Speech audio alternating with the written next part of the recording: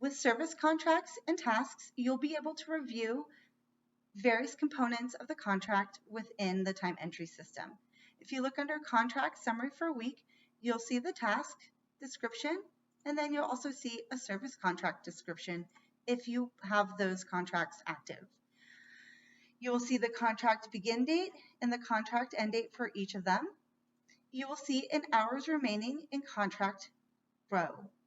This indicates how many hours you have to bill for this specific task or the specific service contract. These hours will be deducted and be reduced based on the hours you enter. I'll show you that in just a minute.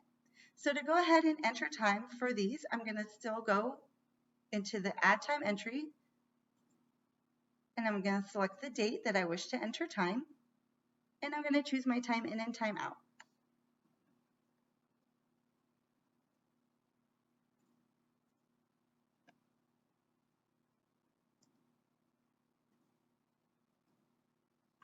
I'm going to use the activity drop-down menu, and I'm going to select service contract. You'll see that the task and the service contract both populate. I'm going to go ahead and select the task, review what I've entered, and if I'm okay with it, I'll go ahead and save entry. As you can see in the week time entries, that post has now been reflected down here, 2 hours.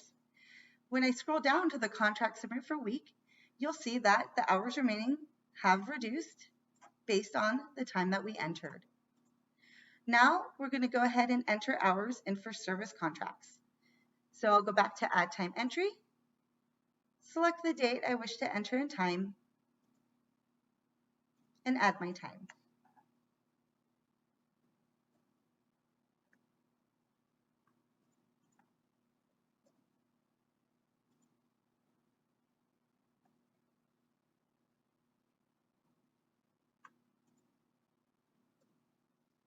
Use the activity drop-down menu, select service contract.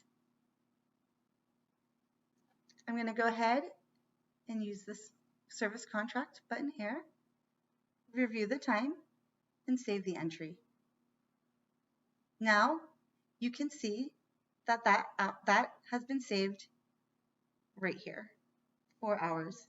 If you go down to the service contract, you'll see again a reduction in the hours remaining based on the time that you've billed.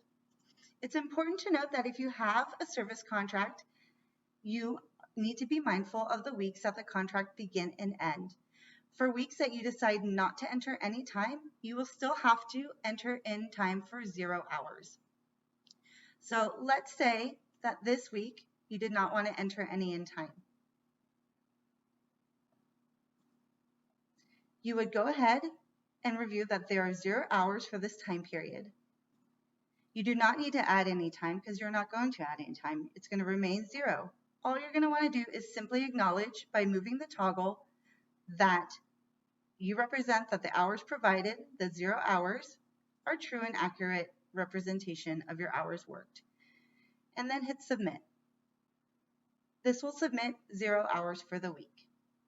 This concludes the time entry video for tasks and service contracts.